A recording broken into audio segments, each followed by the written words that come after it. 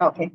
Hello, guys. So this next series will be on these fat-soluble vitamins, the most important among which is vitamin D. Now, rickets, vitamin D, refractory rickets, all these are must-know things in MBBS. Plus, these are your professional competencies also. So I chose this topic. So let's start with vitamin D deficiency. Before knowing about the deficiency, so this is how our class will go. We'll just discuss the basic physiology of vitamin D absorption, then the calcium homeostasis, then the rickets, and these are the professional competencies that are expected for MBBS. So basically, it's all about vitamin D deficiency as well as hypervitaminosis D. So both are included in professional competencies. So let's start. So for this, so let's start with the synthesis of vitamin D. Now we all know that vitamin D is a fat soluble vitamin, okay, and the synthesis happens in skin. Now when it comes to vitamin D, you have to remember that there are 3 organs that are involved, and there are 3 places where the calcium phosphorus absorption happens.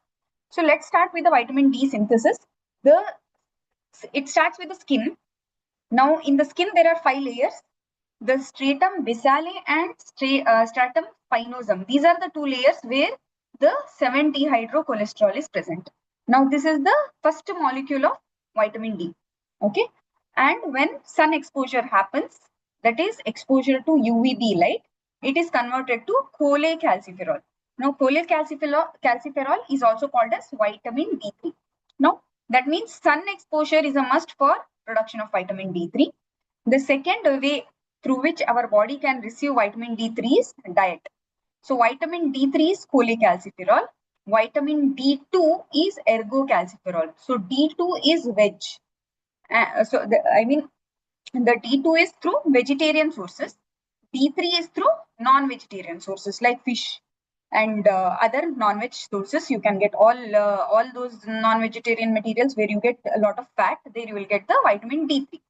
Okay, and D2 sources are your milk, etc. Okay, so you should remember that vitamin D2 is ergocalciferol, vitamin D3 is cholecalciferol. Simple logic to remember is D3, so the third letter is C. So cholecalciferol is always vitamin D3, vitamin D2 is always ergocalciferol. Now once vitamin D3 is formed, it will bind to vitamin D binding protein, and then it will be transported to liver. Now in liver, there is this enzyme called 25-hydroxylase. So you should understand that whenever calciferol ROL comes, that means there is one hydroxy group that is attached. Okay. So now in the liver, the 25-hydroxylase will attach the second hydroxy group. So it will become 25-hydroxy cholecalciferol, also called as 25-hydroxy vitamin D3 or calcifediol. Diol means 2 rings. So the 25th position, there will be a ring attached in liver by this enzyme called as 25-hydroxylase. Now you can see here that this enzyme is upregulated by magnesium. It is upregulated by oxygen and by NADPH. Meaning whenever there is magnesium deficiency in our body, this enzyme gets suppressed. That is probably one of the reasons why hypomagnesemia itself causes vitamin D deficiency and then causes hypocalcemia also. So at the liver, it will become 25-hydroxycholecalciferol, and from the liver, again it will bind to vitamin D binding protein and it will be carried to the kidneys. Now in kidneys, there is one more enzyme. This is 1-alpha-hydroxylase. Now what will a 1-alpha-hydroxylase do? It will add one more hydroxy group to this chain and make it 125-hydroxycholecalciferol. In short, 125 vitamin D3. So now this is the active form of vitamin D3, whereas this is the inactive form of vitamin D3. Okay. Plus 1-alpha-hydroxylase has lot of regulations from other ions. For example, whenever there is hypocalcemia or there is hypophosphatemia, the enzyme is upregulated. The action of 1-alpha-hydroxylase increases. Whenever there is increased PTH, that is parathyroid hormone, there is increased action of 1-alpha-hydroxylase. But the negative feedback is by 2 components. That is, one is vitamin D3 itself. That means whenever vitamin D3 levels increase in our body, it will auto-inhibit itself. So that is one. Another one is FGFR, that is fibroblast growth factor, which is generally produced from bone and few malignancies, where it inhibits the 1-alpha hydroxylase, thereby causing the vitamin D deficiency. So whenever there is excess of vitamin D3, that is 25 hydroxyvitamin D3, another inactive form is 24-25 hydroxylase. That is, this is the inactive form of vitamin D3. Instead of putting the ring at one position, if it is put at 24 position, then it becomes the inactive form. Okay, so this is how vitamin D3 is produced. So there are three organs that is involved, that is skin, liver and kidneys. That means if there is any problem with the skin, there can be vitamin D deficiency. Any problem with the liver, like in chronic liver disease, cholestasis, there can be vitamin D deficiency.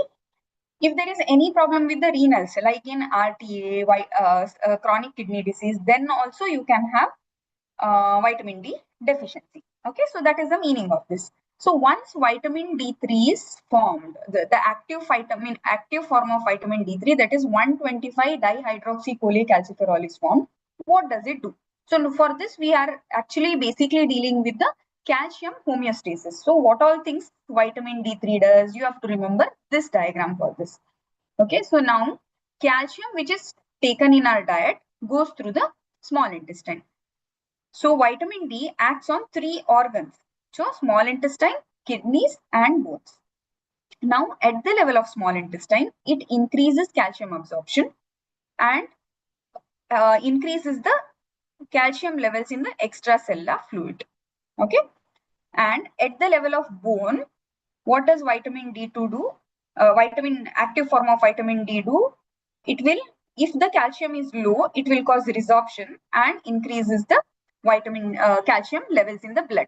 So ultimately, the main goal of vitamin D is to increase the calcium levels in the blood. To do what? So that the calcium and phosphorus levels are so adequate that again bone formation is well made. So the aim is for the bone formation, but you should remember that the main goal of vitamin D is to increase the calcium. Okay. From the ECF, then it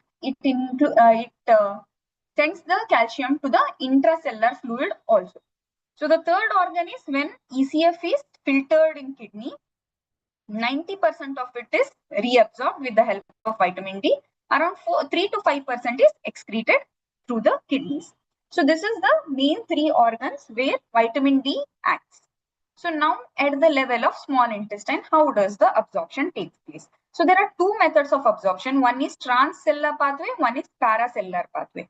Now paracellular pathway is just transport of calcium along its gradient. That means inside the lumen, the calcium level is a little more. That is why through the paracellular pathway, it is getting absorbed into the interstitial fluid, and from the interstitial fluid, it will go to the extracellular fluid and thereby intracellular fluid and then again to the bone. And this is maintained. So this is paracellular pathway.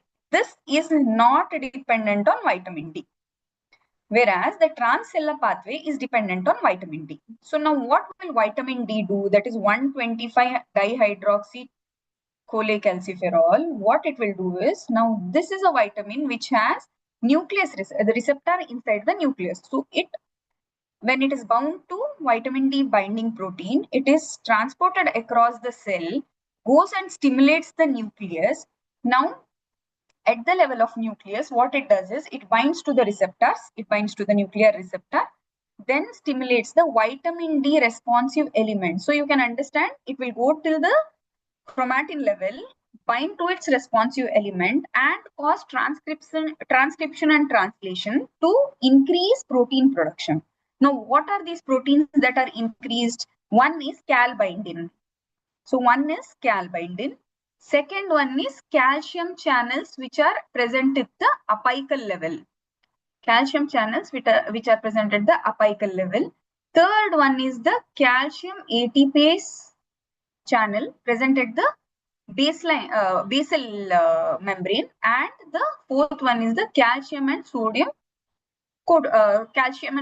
transporter. So basically it increases all these four places. So first one being the calbindin. Now what is the function of calbindin? The word itself tells that it will bind to the calcium. So whenever calcium is absorbed through this channel, the calcium is transported across the membrane.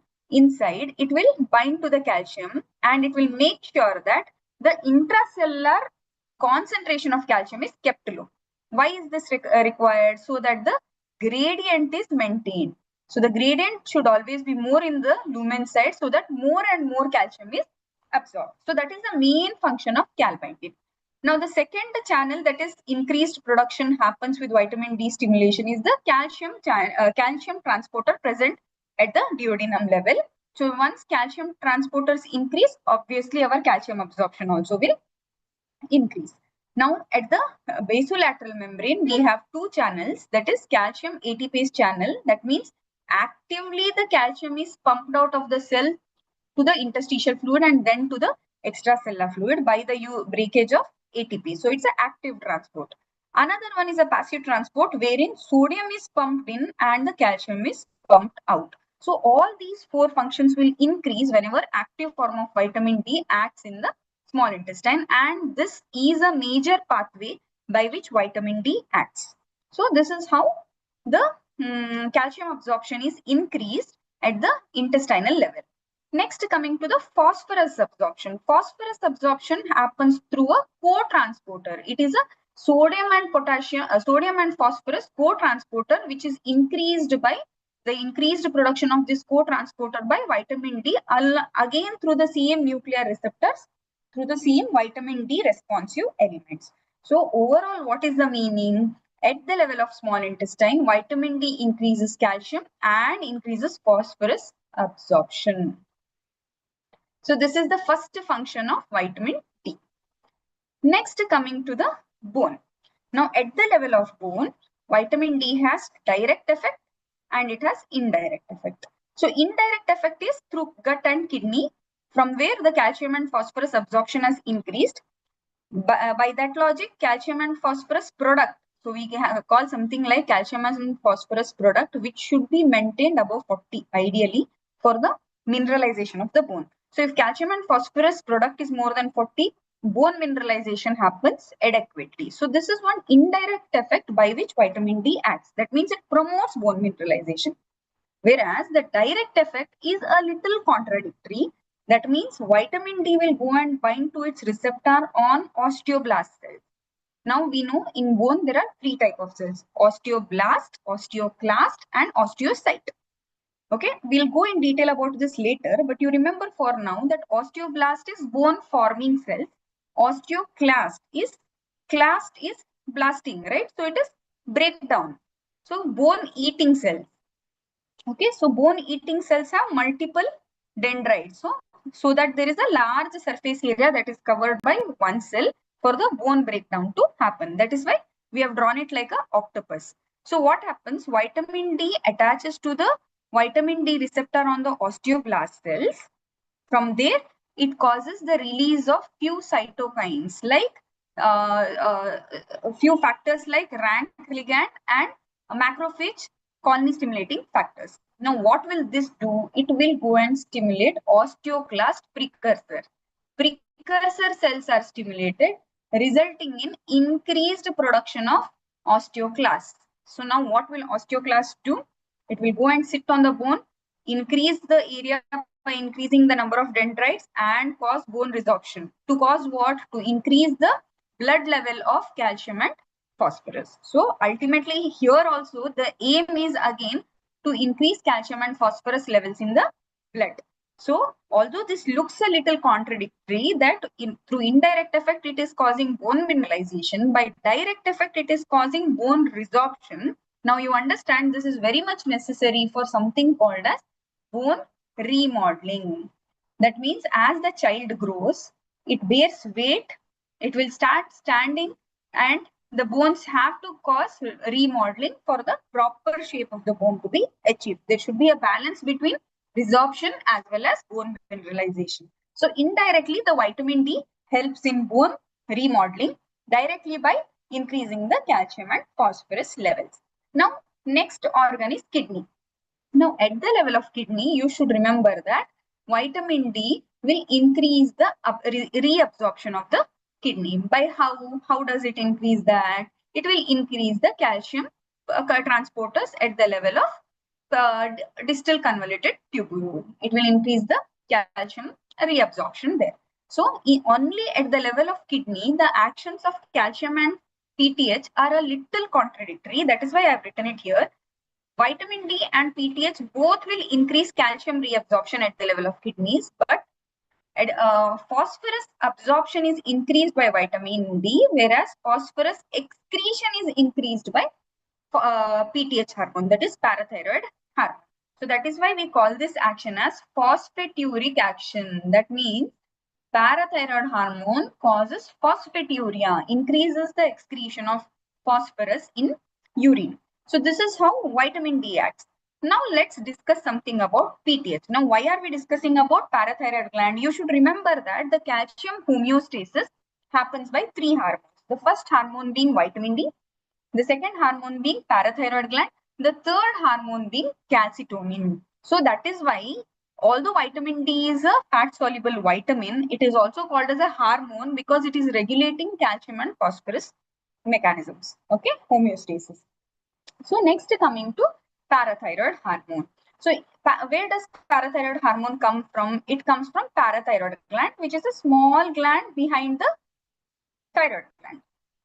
Okay, so there are 4 parathyroid glands behind. So if this is your thyroid gland, there are 4 parathyroid glands behind your thyroid gland. Okay, and there is something called as chief cells which secrete this parath hormone in their cells. And as usual, like any other hormone, it is secreted as pre-pro parathyroid hormone, breaks down to prothyroid hormone, then it becomes the PTH or the parathyroid hormone. Now you remember, parathyroid hormone has these 3 important effects. So what is this effect? One is it will increase the calcium absorption or increases the calcium level in the blood. It decreases the phosphorus level in the blood. It increases the activity of 1-alpha hydroxylase at the level of kidney, thereby increasing vitamin D formation. Active form of vitamin D will increase. So parathyroid hormone is a very sincere friend of vitamin D. Okay, now let's go through the actions of parathyroid hormone again on these 3 organs. So you have to remember this pic throughout the class today. So again, at the level of small intestine, what does at the level of small intestine, parathyroid hormone doesn't have a direct action.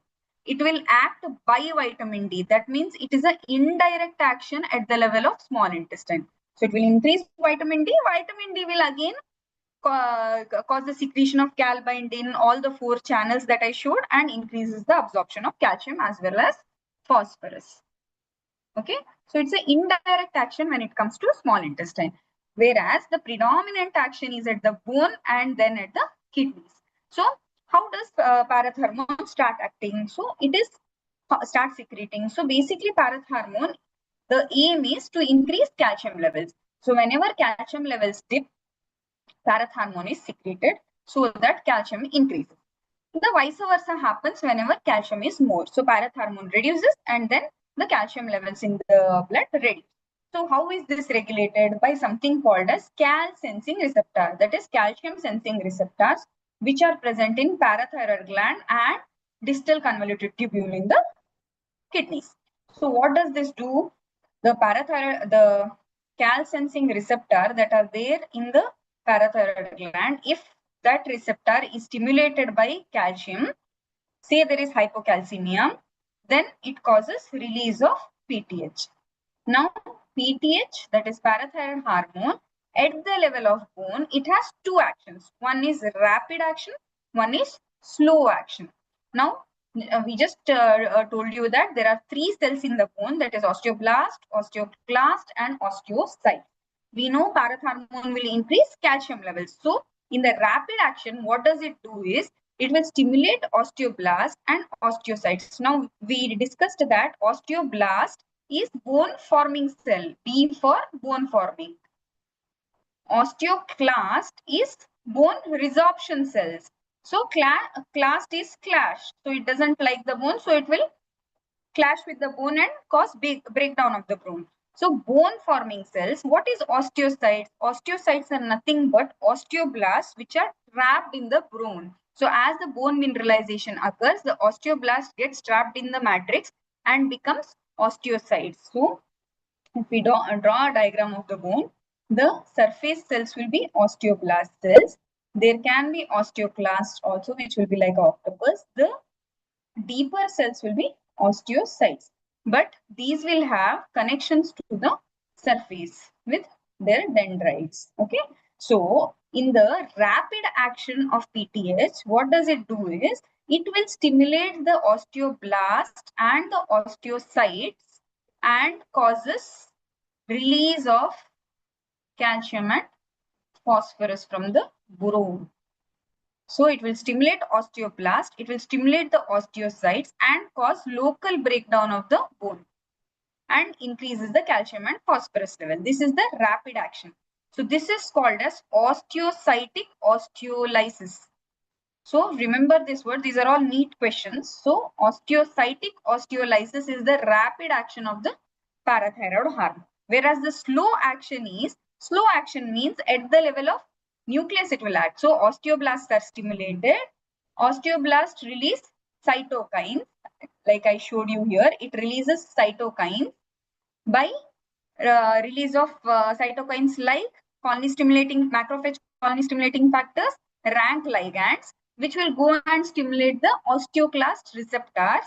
Osteoclast precursors will become active osteoclast and cause bone resorption. So by the same mechanism, this is a slow action by which PTH acts and in turn causes bone resorption. So what is the end result? It increases calcium levels and increases the phosphorus levels. So you just got to remember that PTH has two actions, rapid and slow on bone, whereas on intestine, it has an indirect action by increasing the production of vitamin D. Now, next coming to the kidney. At the level of kidney, you should remember that parathyroid hormone increases the calcium absorption and just check. Okay. So it increases the calcium absorption and decreases the phosphorus reabsorption and causes stimulation of 1-alpha hydroxylase enzyme, increasing the vitamin D levels again by increasing the transporters, calcium transporters at the level of distal convoluted tubule. Okay, so just showing the same picture so you remember. So what calcium is detected? The ECF, the extracellular fluid ionized calcium is detected. So even PTH causes increased absorption at the level of kidneys and small intestine, and at the level of bone, it causes bone resorption and increases calcium levels.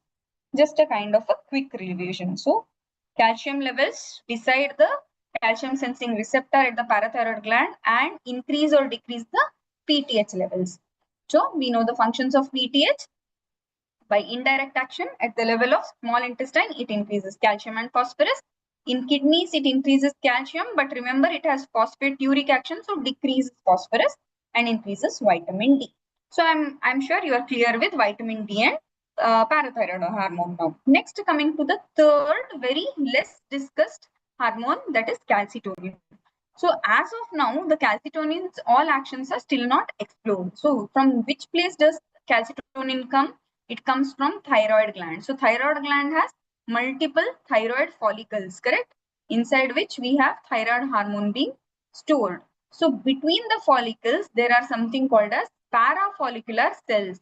So there is something called as C cells or also called as parafollicular cells, which sense the calcium and releases calcitonin. So you remember the name calcitonin. Tonin means it tones the calcium. It will adjust the calcium levels. Am I audible?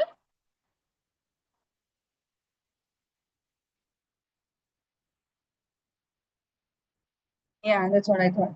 Okay, fine. So it will tone the calcium levels. So what is the aim of calcitonin against the functions of vitamin D and PTH? The aim of calcitonin is to reduce the calcium levels. So at the level of intestine, it will decrease the calcium absorption.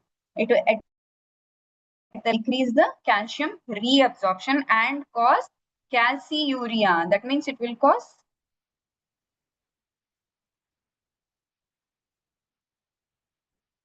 audible.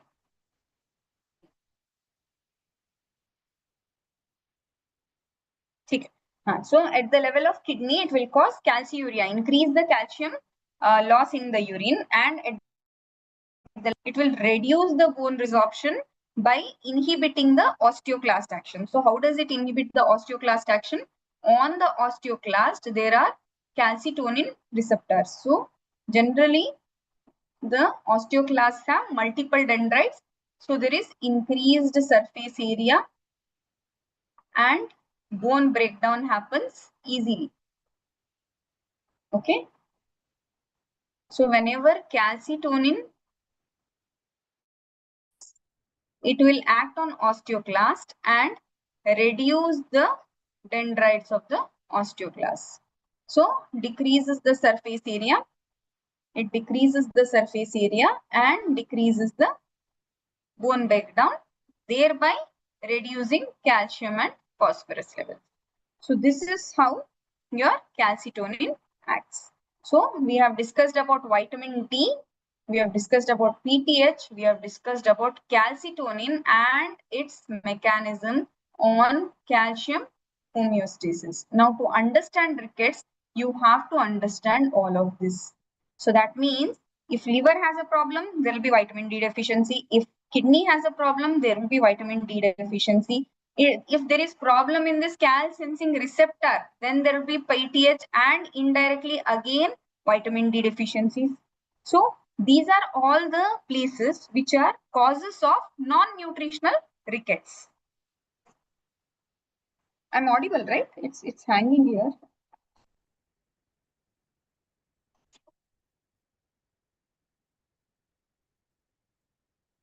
Yeah. Okay, 1 minute. It's asking me to close one.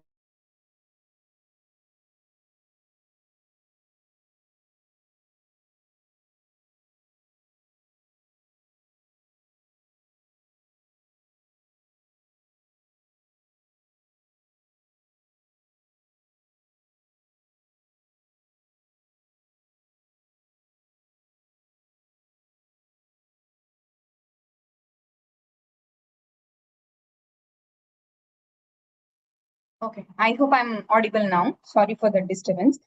So all the other places like liver, kidney, where the vitamin D production was there, places like calcium sensing receptors, due to which indirectly again there can be vitamin D deficiency or PTH problems. These are all your causes of non-nutritional rickets. Now kidney mein problem hai like in CKD or renal CKD is chronic kidney disease or renal tubular acidosis, you can have vitamin D problems. So these are all your causes of non-nutritional rickets. Okay. Also, I wanted to tell you that calcitonin exact mechanism of action is still not explored. Now, in the practice, we use calcitonin for conditions like Paget's disease, hypercalcemia of infancy, so that the calcium levels in the blood reduce. So these are your causes, uses of calcitonin. Okay. So we discussed the vitamin D synthesis and function. We discussed the PTH synthesis and function, and we discussed the overall calcium regulation. Okay. So, like we all know, the major cause of vitamin D deficiency is because sun exposure is less. And we know that it is the first step of conversion of 7-dehydrocholesterol to the 24-hydroxy cholecalciferol, that is vitamin D3. Okay.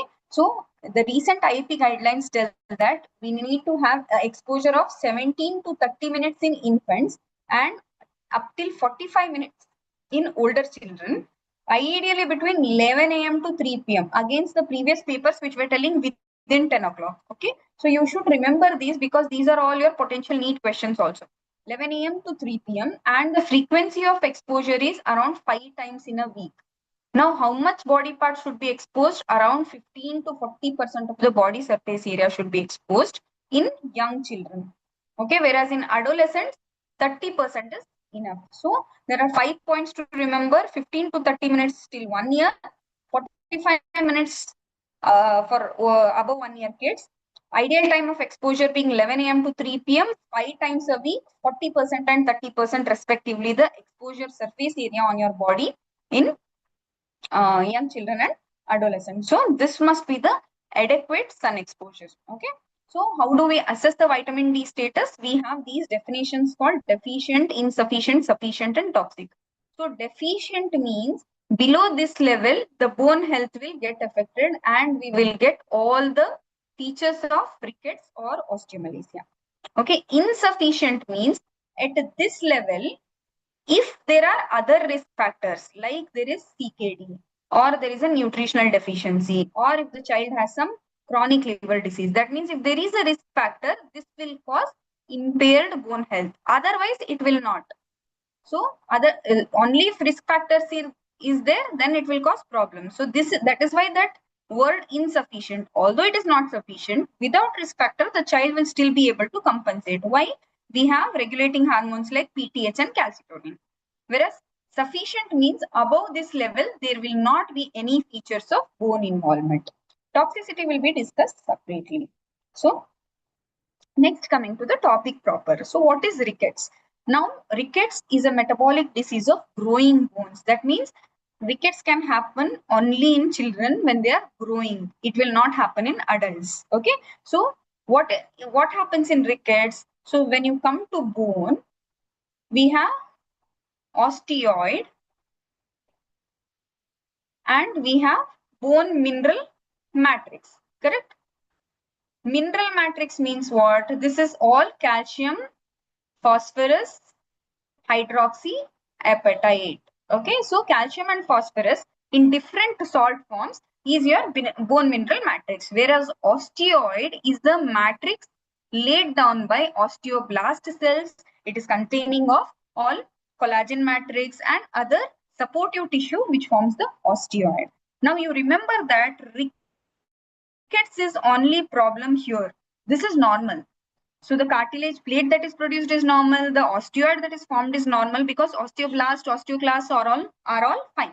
There is no other problem. Whereas the problem is with the mineralization. So that is rickets. So when there is mineralization problem of the growing bones, it is called as rickets. Now, if the same thing mineralization problem happens in adult bones, see, you should understand one thing: the bone cycle is forever. That means the bone remodeling will keep happening on a day-to-day basis. So if this is happening in adults, then it forms osteomalacia. That means what? The osteoid will be formed, but it will be soft. Why? Because bone mineral is less. So that is called as osteomalacia, commonly seen in adolescents and adults. So what is osteoporosis? Osteoporosis is reduction in osteoid as well as bone mineral matrix. So overall, both the components reduces, then you call it as osteoporosis. So I hope all three terminologies are clear. Okay, so this is very important to understand. So let's classify rickets. So grossly we can classify rickets as calcipenic or phosphopenic. Now classification itself is the etiology also. So when you come to calcipenic, that means it is predominantly reduced calcium levels. Phosphopenic is predominantly phosphorus wasting that is happening. Now in calcipenic, you have nutritional calcipenic rickets, you have non-nutritional calcipenic rickets. In nutritional, it is straight away calcium deficiency because the diet has no calcium and phosphorus, that is no dairy products. It commonly happens in orphanages, poor families, poor socioeconomic status, where on a day-to-day basis, they only have rice. So there are no minerals that are supplemented to the child. So that is your nutritional deficiency. What is the other cause of nutritional calcipenic rickets? One more cause is vitamin D deficiency. Now, this vitamin D deficiency is either the cause in the mother or in the child. So, if mother is also vitamin D deficient, obviously the child also will be vitamin D deficient and high chances of vitamin D deficiency rickets within 1 year of life. Or it is again nutritional. That means the child is never taken out. Predominantly happens within 6 months. So because child is never exposed to sunlight, there can be nutritional vitamin D deficiency. And like you all know, all the kids after birth, we supplement them with vitamin D drops, that is 400 international units per day till 1 year of age, because breast milk is deficient in vitamin D and vitamin K. So you have to remember this. These are the two main vitamins which are completely deficient in breast milk. So that is why supplementation, vitamin K injection also at birth. Later on, vitamin K production happens by gut flora, correct? So either it is maternal or nutritional deficiency or reduced sunlight exposure because of which synthesis is less, or once it is taken also there is problem at the level of intestine, that is malabsorption disorders like celiac disease, inflammatory bowel disease.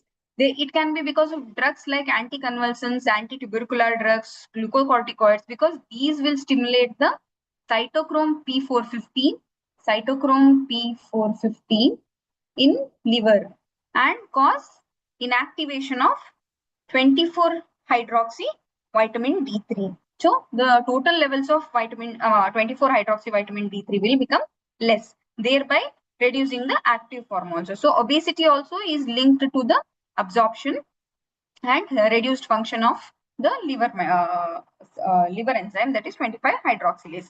So at this point, I also want to tell you that this vitamin D that is measured, which vitamin do you think it is?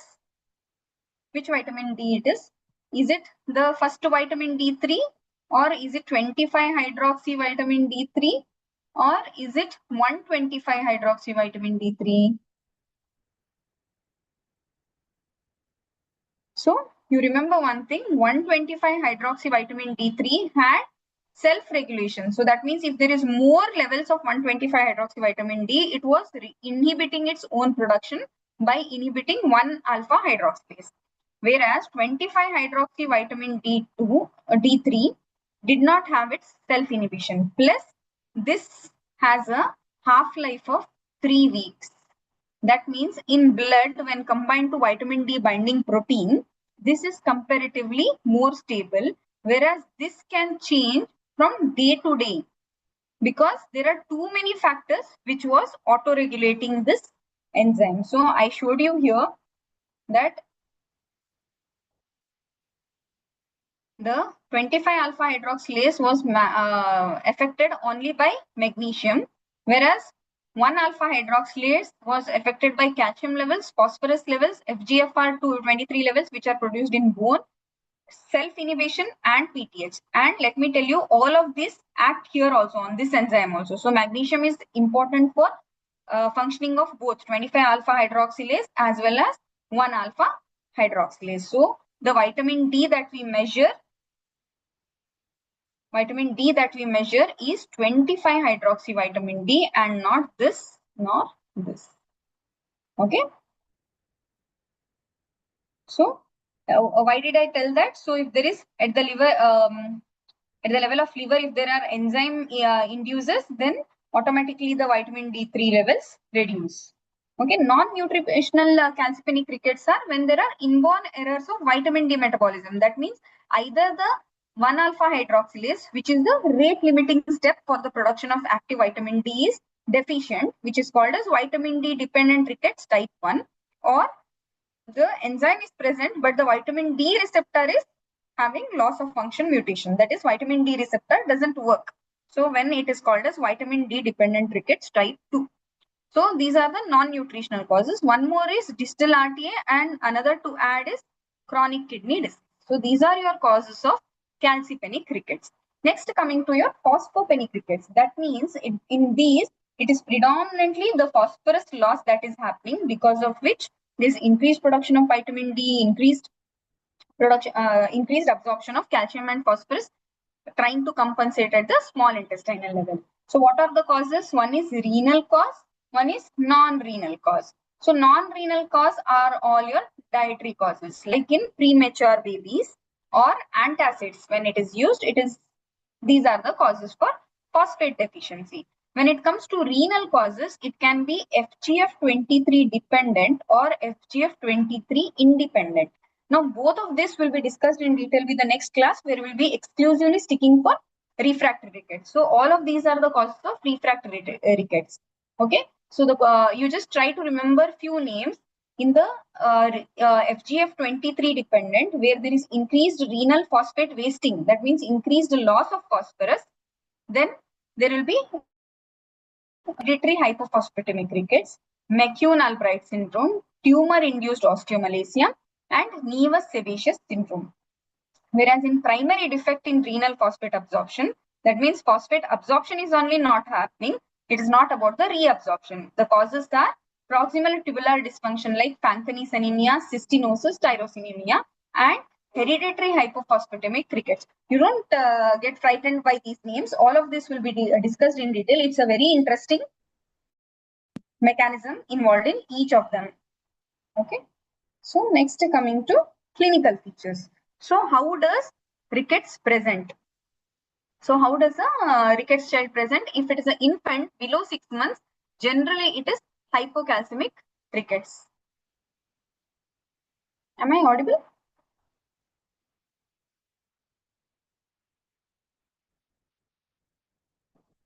Yeah. So below 6 months, it is generally hypos.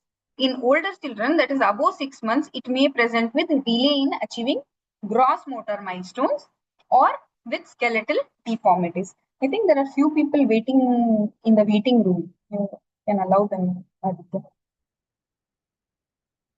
Okay. So in older children, there is the delay in achieving gross motor milestones and skeletal deformities, whereas in adolescent, they predominantly present with carpopedal spasm and lower limb deformities again. So these are the signs from head to toe. So we should, when a child with rickets come, we ask the history, wherein we predominantly focus on diet history. How is their diet? Whether there is any nutritional component involved, plus a very significant past history of either chronic liver disease or your chronic kidney disease will be asked.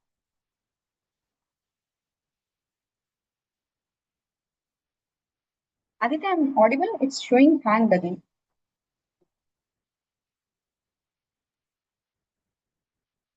Okay, fine. So then I'll go ahead. So the head to toe findings should be, so after your past history and treatment history, wherein you are ruling out the chances of chronic liver disease, chronic kidney disease, or some malabsorption syndrome where the child is having diarrhea for a long time. After you rule out these causes, then you also go to head to toe examination, which gives a lot of information to us. So let's discuss in detail about the head to toe findings of rickets. Okay, so let's start with head. Now in the head, we have frontal and parietal bossing. Okay, so the frontal area as well as the parietal area will become widened. Now because of this, the skull will look like a square shape, so which is called as caput quadratum. Because the fontanelles and sutures are still open, this looks like a hot cross bun appearance, like how our buns are. So that is also called as hot cross bun appearance. We also have delayed closure of fontanelles, because fontanelles to close, it should get mineralized. And we know in rickets, there is problem with mineralization. So there is delayed closure of fontanelles also. Then we have something called as craniotapes. Now what is craniotapes? Craniotapes is nothing but a ping pong ball. So when you press the skull of the child, you feel it like a ping pong ball. That means you indent it, it gets indented. The moment you leave it, it will go back to its shape. So this is called as craniotapes. It can be normally seen in first 1 week of life also, or the other causes being hydrocephalus, syphilis, and osteogenesis imperfecta. So it's not a specific sign for rickets. So this is one more sign that you pick up in the head examination. Next, coming to the dentition, you can have delayed dentition, or you can have even enamel hypoplasia, because we know bone is also nothing but a combination of calcium and phosphorus matrix. Okay, so you have delayed dentition and enamel hypoplasia in a nutritional rickets also. But whenever you see there are caries and dental abscesses, it indicates towards, it is a subtle sign, it is a soft marker to tell you that it can be a vitamin D deficient rickets type 1. Also, when you notice that there is a alopecia, which is very striking, there is loss of hair, then you have to think in terms of vitamin D dependent rickets type 2. Okay, so these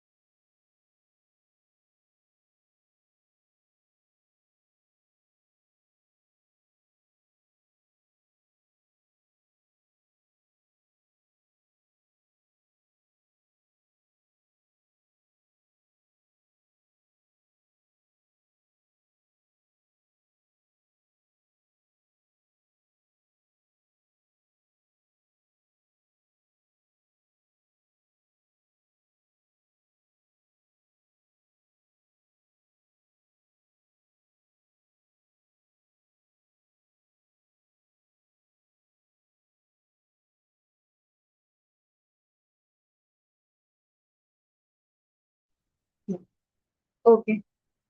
Guys, I am audible now? Am I audible now?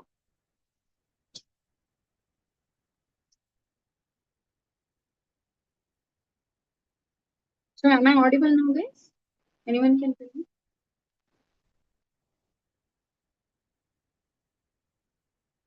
Okay, done. Fine.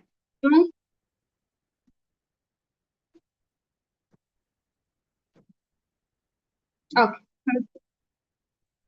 Okay, from the craniotapes, right? Okay, so I explained you guys about the craniotapes, hot cross bun appearance, caput quadratum, correct? So after that, in the CNS symptoms, we can have irritability, seizures, and tetany as your sign to be picked up. Then coming to the chest.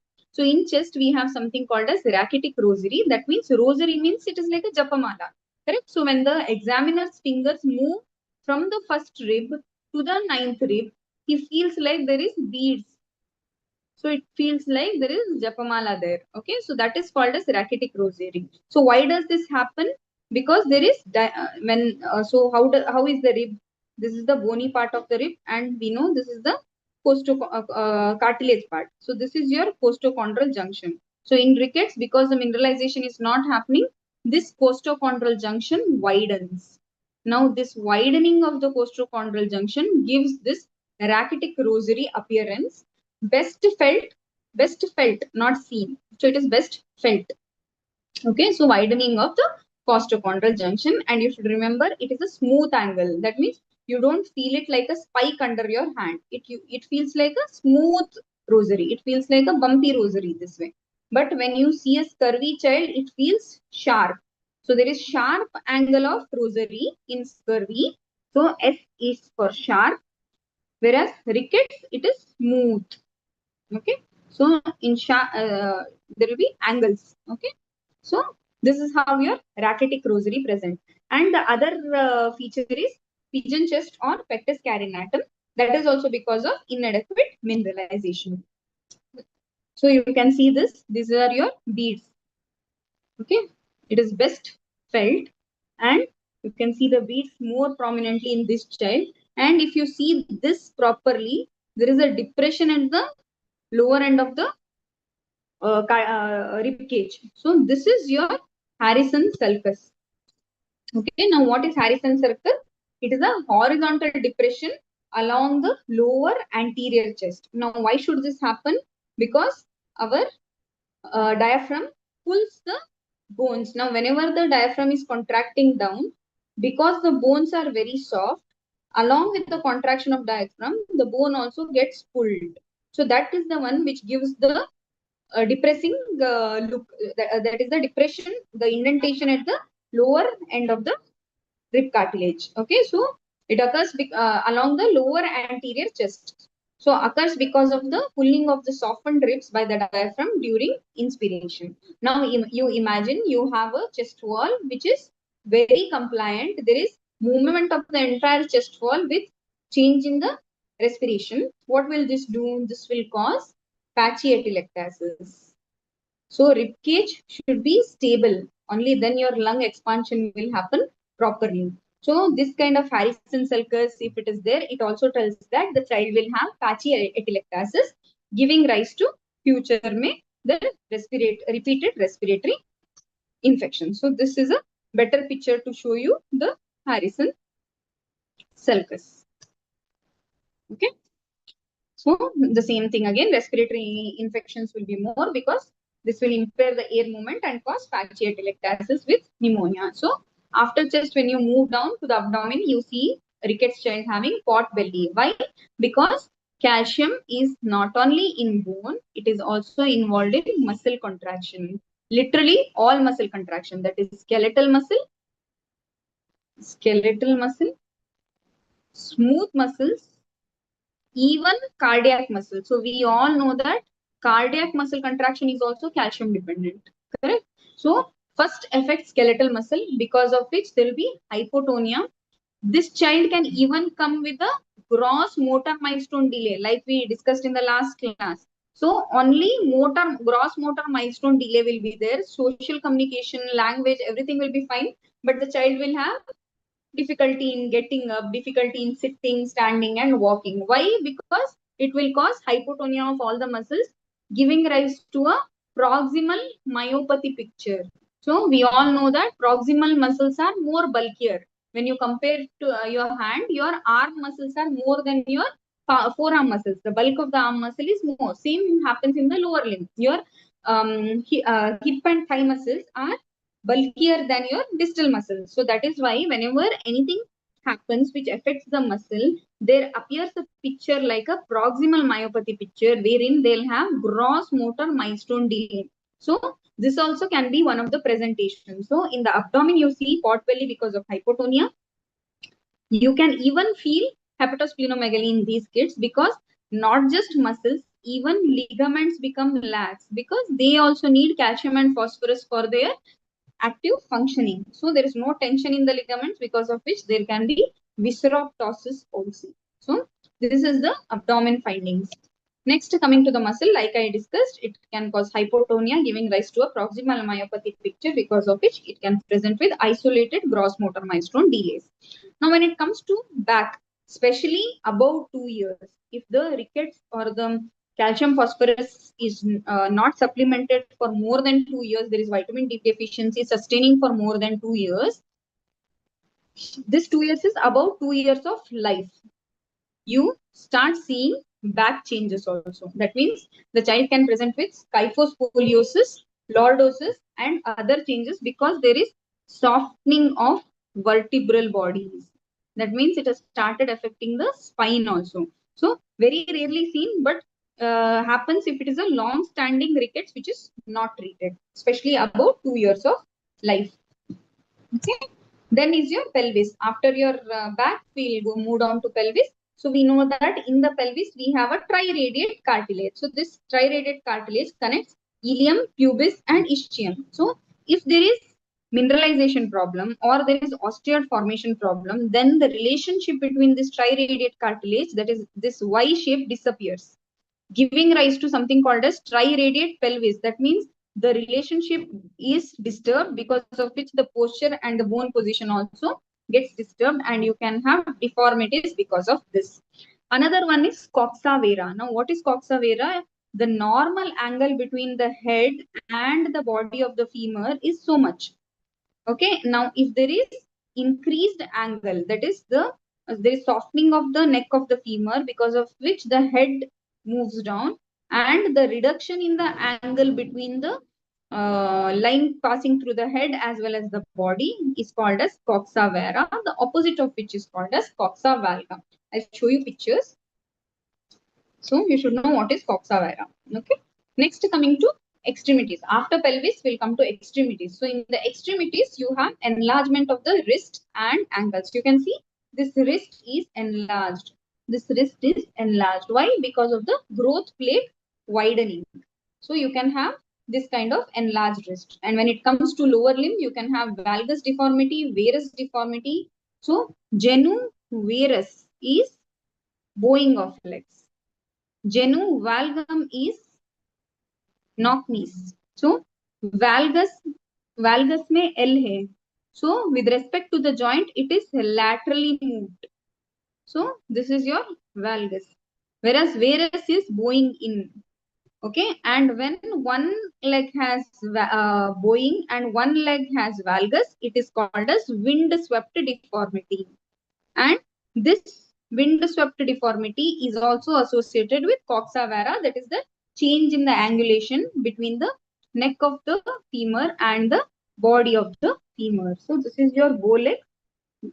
If both legs are knock knees, then it is called as valgus deformity, genu valgus, and wind swept deformity. Now here you should remember that genu varus, that is bow legs, is generally considered normal till 1.5 to 2 years, because the child is just bearing weight. But if any varus deformity you see above 2 years of life, definitely requires evaluation. So these are your lower limb deformities. Now this is called a Shaber tibia. You can see, right?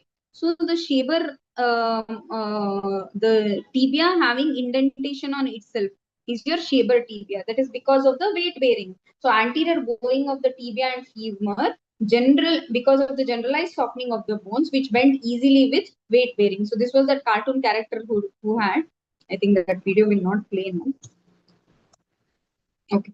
So after Shaber tibia, you have something called as double malleolus sign. So we all have one medial malleolus, one lateral malleolus, correct?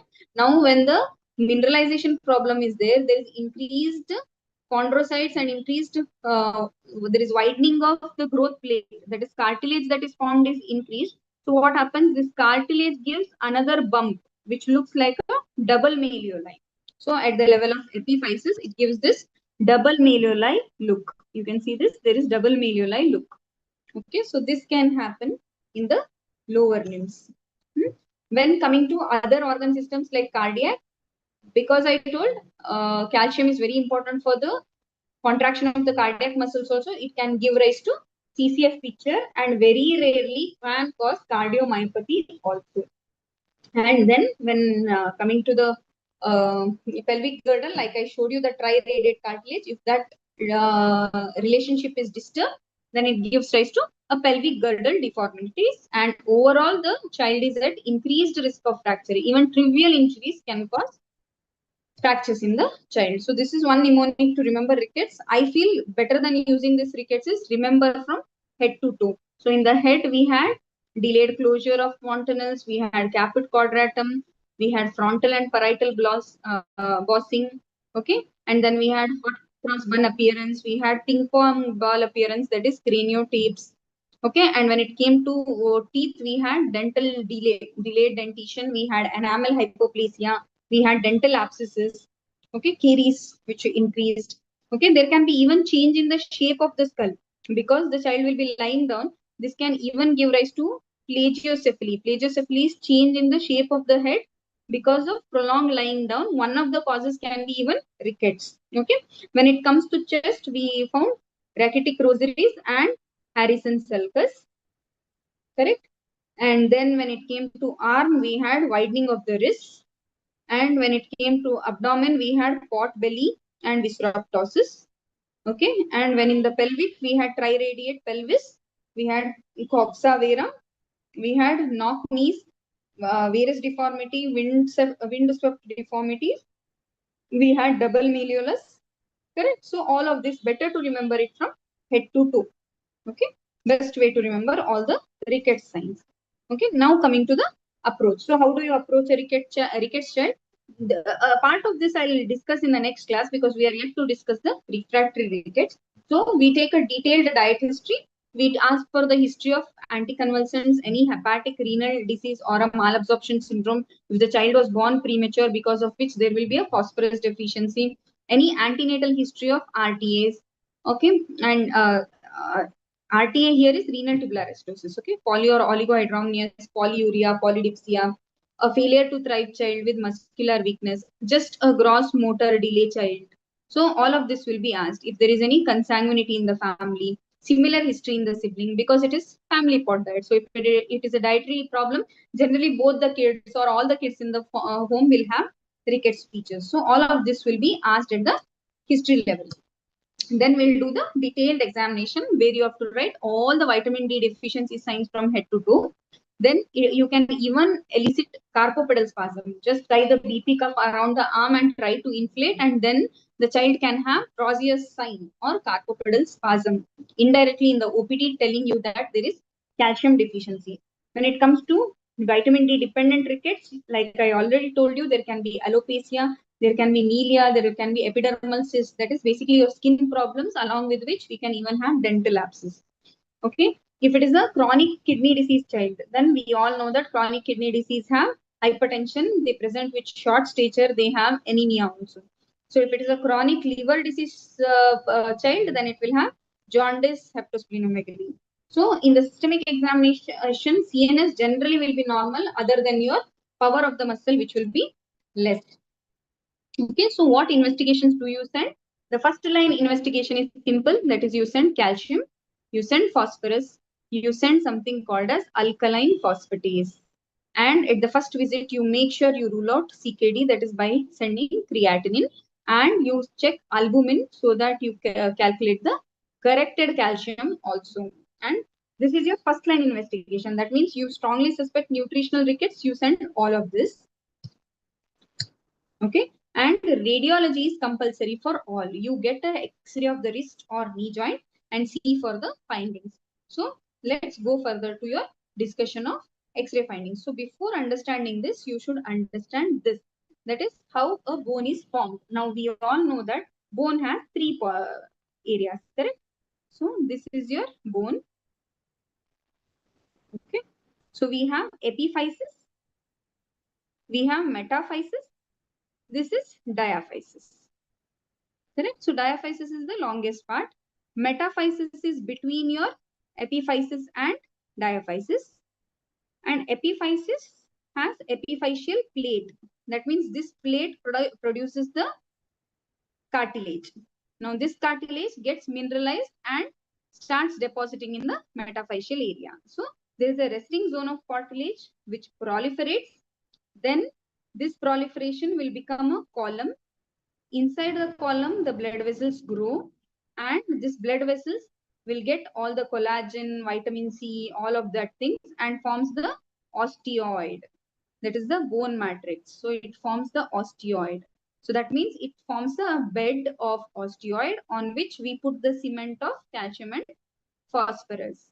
Now, the cement of calcium and phosphorus will make this bed stronger and finally help it in joining the diaphysis. So first there will be a zone of provisional calcification because of osteoid formation. Then the osteoid formation over the remaining calcified cartilage. Then it becomes a immature bone into the metaphyseal area. Later gets remodeled into the mature bone. So I hope this is clear. First there will be proliferation of cartilage cells. Then blood vessels come, get all the nutrients, form osteoid. Osteoid ke upar the cement of calcium and phosphorus comes. Again more osteoid is formed. Again calcium and phosphorus is put. So it becomes a layer of immature bone, which finally joins the metaphyseal area. Then further remodeling into mature bone happens. So where will be the problem now? This cementing won't happen in the rickets. So what does osteoid think? Let me produce more. So more and more osteoid will be produced, but cementing won't happen. This leads to widening of the epiphyseal plate. So you can see in the next X-rays. Sorry. So you can see in these X-rays, there is widening of the plate. This is your epiphyseal area. This is the widening. So even here, this is widening of the, not here, sorry. This is not the one. So here is the widening of your epiphyseal plate. Okay. And you can see now because the child will be bearing weight, here also you can see there is widening of the plate. Now because this child will bear weight, this will lead to indentation, that is cupping. So because of which you will start getting this cupping. Now cupping also gives rise to splaying. That means the ends of the bone will spread out. So this is called as splaying. The ends of the bone spreading out is called splaying. The cupping of the bone happens because of the weight bearing. So this is called as cupping. And you can see the ends of the bone is not uniform when you compare to a treated rickets.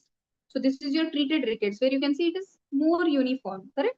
So in the previous X-ray, you see it is serrated, correct? So this is called as fraying. So all three words should be clear to you guys. This is part of your Viva. It is part of NEET PG. It is very basic to know this.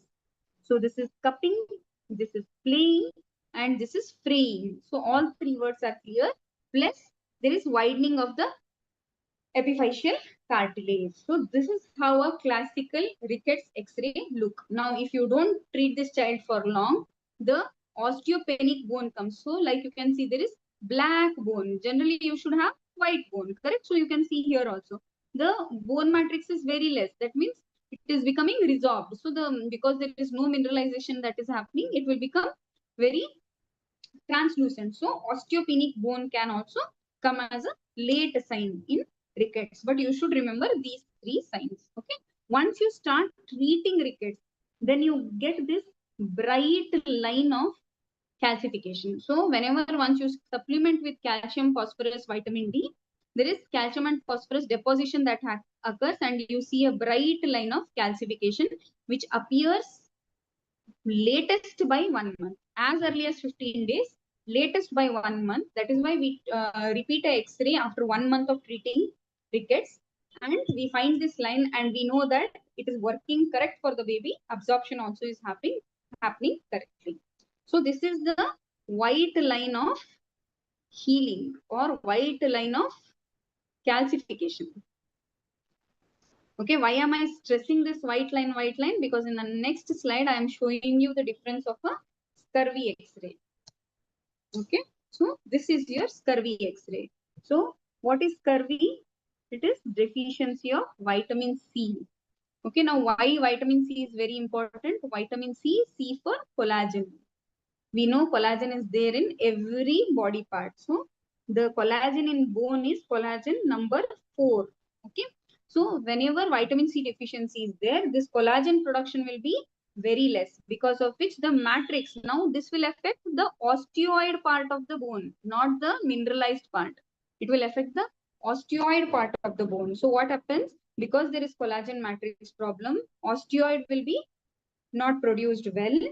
Plus, what happens? The vitamin C is very important for your coagulation also here. So there will be subperiosteal hemorrhages, because of which you can see there is lifting of the periosteum. This is periosteal layer which is lifted, and this is blood underneath, which looks translucent. So subperiosteal hemorrhage will be there. Now we know hemorrhage hai, periosteum is lifted, so it will be painful. Unlike in rickets, where it is a painless swelling, painless widening of the wrist, painless double malleoli, correct?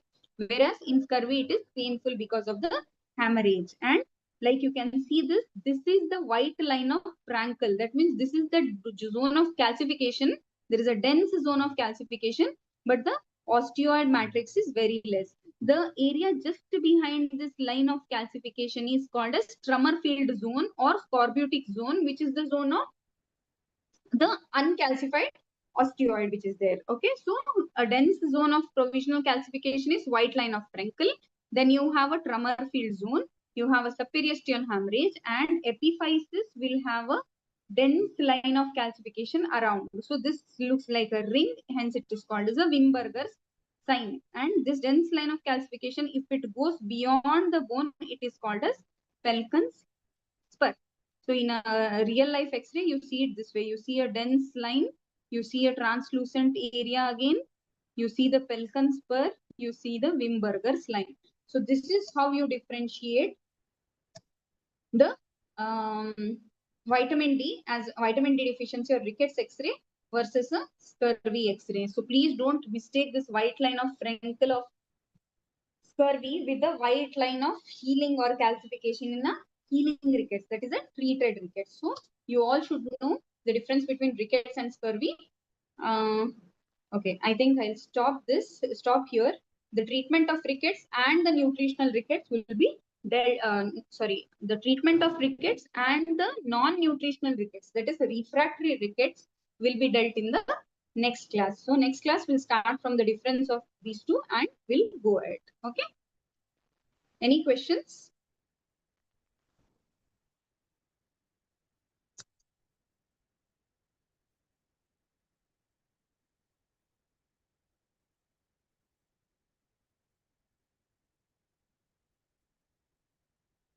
Any questions, guys?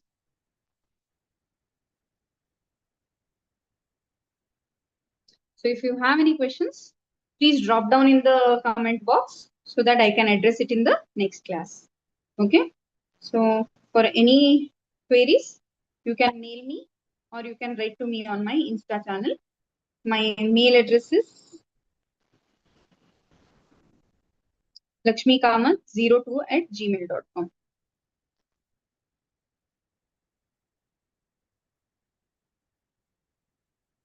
Sorry.